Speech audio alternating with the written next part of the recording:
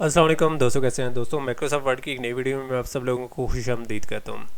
तो दोस्तों, आज की वीडियो में हम देखेंगे कि माइक्रोसॉफ्ट वर्ड के अंदर हम वर्ड आर्ट की मदद से किस तरीके से अपनी जो टेक्स्ट है उसको फॉर्मेट कर सकते हैं और या उसको किस तरीके से एनहांस कर सकते हैं।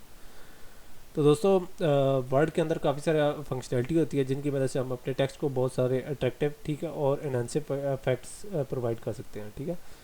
तो वर्ड आर्ट में हमारे स्पेशल किस्म के इफेक्ट होते हैं जो कि हम अपने टेक्स्ट को अप्लाई करते हैं, ठीक है, और इसके बाद मदद से हम अपने टेक्स्ट को नोटिसेबल बना लेते हैं। तो इस तरह करता है कि वर्ड आर्ट इन शॉर्ट इस तरह करता है कि हमारे जो टेक्स्ट है उसको डेकोरेटिव टाइप के इफेक्ट्स दे देता है, ठीक है, यानी उनको डेकोरेट कर देता है, ठीक है। और उसके अंदर हम बहुत सारे किस्म के इफेक्ट्स डाल लेते हैं, जैसे कि हम शेडो, रिफ्लेक्शन, ग्लो वगैरह वगैरह। हम इससे पहले तो करते रहे हैं, लेकिन आज के बाद हम इस तरह करेंगे, उनके अंदर 3D रोटेशन और बहुत शॉर्ट एजेस और बहुत सारी चीज़ें करेंगे, ठीक है। और इसके साथ साथ जब हम वर्ड आर्ट यूज़ करते हैं तो उसके बाद हमें बहुत सारे ड्राइंग टूल्स की मदद से या फार्मेट टैब की मदद से हमें बहुत सारी चीज़ें और मिलती है, स्पेशल इफेक्ट्स मिलते हैं जिनको हम यूज़ करते हैं। तो हमारे जो माइक्रोसॉफ्ट वर्ड के है उसके अंदर बाय डिफ़ॉल्ट एक फंक्शन पड़ा हुआ है वर्ड आर्ट का, ठीक है। और इसकी मदद और जैसे जैसे नए वर्जन आ रहे हैं उसके अंदर बहुत ज़बरदस्त कलर आ रहे हैं और बहुत ज़बरदस्त शक्लें आ रही हैं, ठीक है, और बड़ी ज़बरदस्त कैरी आ रही है, ठीक है। तो आज की वीडियो में हम इस तरह करेंगे कि जो हमारी माइक्रोसॉफ्ट वर्ड की डॉक्यूमेंट की जो लास्ट वीडियो से यूज़ कर रहे हैं जो हेडिंग है उसको हम इस तरह करेंगे, कोशिश करेंगे कि उसके ऊपर वर्ड डाल लगाएं, ठीक है। तो ये मैंने इस तरह किया कि टॉप पर एक हेडिंग है, उसको मैंने सेलेक्ट किया हुआ है। अब मैं इस तरह कर लेता हूँ कि इधर जाता हूँ इंसर्ट में, ठीक है। तो इंसर्ट का ऑप्शन है, ठीक है। इसके बाद यहाँ भी पे अमूमन शो होता था, लेकिन अभी ये टेक्स्ट इफेक्ट्स और ये सारी चीज़ें, लेकिन आजकल अभी ये नहीं शो होता। तो इसके लिए आप इंसर्ट में जाएंगे तो यहाँ एक ऑप्शन होगा वर्ड आर्ट का टेक्स्ट के अंदर, ठीक है।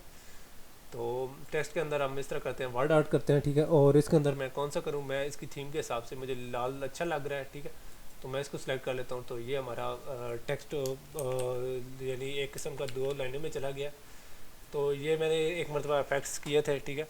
उन इफेक्ट्स को मैं अनडू करना भूल गया था, तो मैं इस तरह कर लेता हूँ कि वो वाले इफेक्ट्स इस तरह कर लेता हूँ कि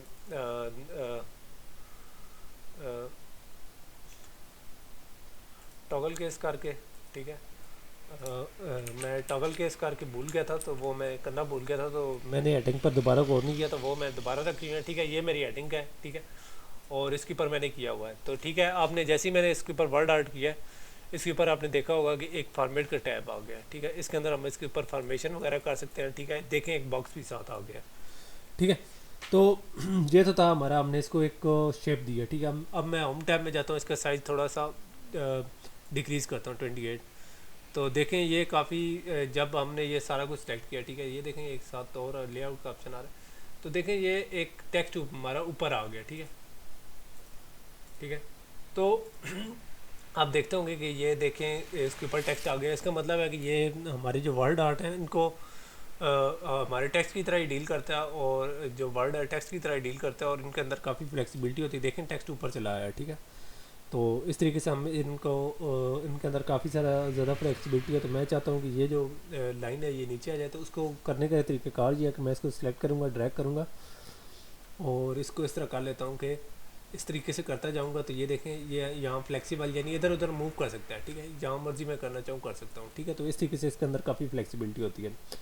तो अब मैं चाहता हूँ कि इसके अंदर ये जो मुझे फॉर्मेट का जो मैं आप लोगों को एडवांस फंक्शन बता रहा था उनको मैं थोड़ा सा आप लोगों को यूज़ करके दिखाता हूँ कि ये इसके अंदर क्या कुछ नई जिद्दत ला सकते हैं, क्या कुछ फंक्शनैलिटी ला सकते हैं। तो मैं इस तरह कर लेता हूँ कि अपने जो टेक्स्ट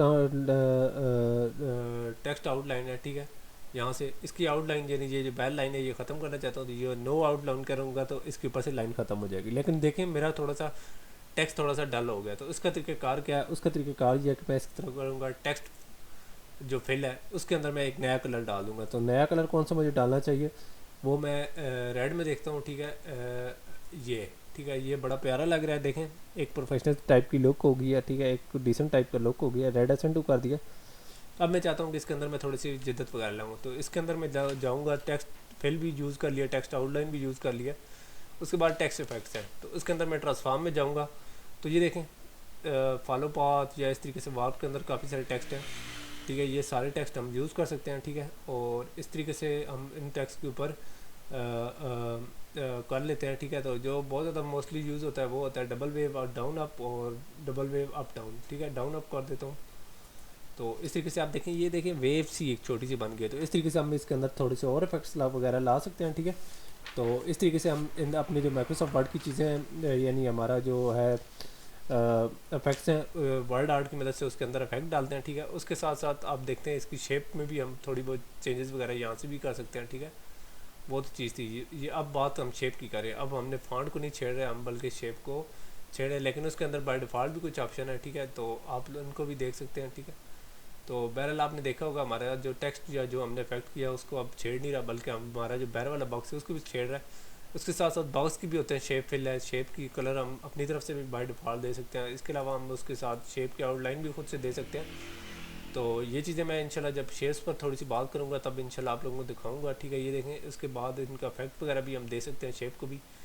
तो इस तरीके से हम इस तरह कर सकते हैं माइक्रोसॉफ्ट वर्ड की डॉक्यूमेंट में वर्ड आर्ट को यूज़ करके अपनी जो डॉक्यूमेंट्स हैं उन सब के अंदर कुछ इफेक्ट्स वगैरह डाल लेते हैं, ठीक है। तो ये हमारा एक छोटा सा कॉन्सेप्ट था माइक्रोसॉफ्ट वर्ड के अंदर वर्ड आर्ट का, ठीक है, जिसकी मदद से हम इस तरह कर सकते हैं कि वर्ड आर्ट में अपने डॉक्यूमेंट्स को शेप्स वगैरह में ट्रांसफॉर्म वगैरह करते हैं। तो दोस्तों मैं उम्मीद करता हूँ आप लोगों को ये वीडियो पसंद आई होगी। तो इंशाल्लाह नेक्स्ट वीडियो में हम इस तरह करेंगे कि यही जो हमने फॉर्मेटिंग वगैरह की है हम नॉन नेटिव फाइल्स यानी किसी और फॉर्मेट पीडीएफ वगैरह उठा कर लाएंगे और उसके ऊपर हम यही सारा कुछ प्रैक्टिस करेंगे।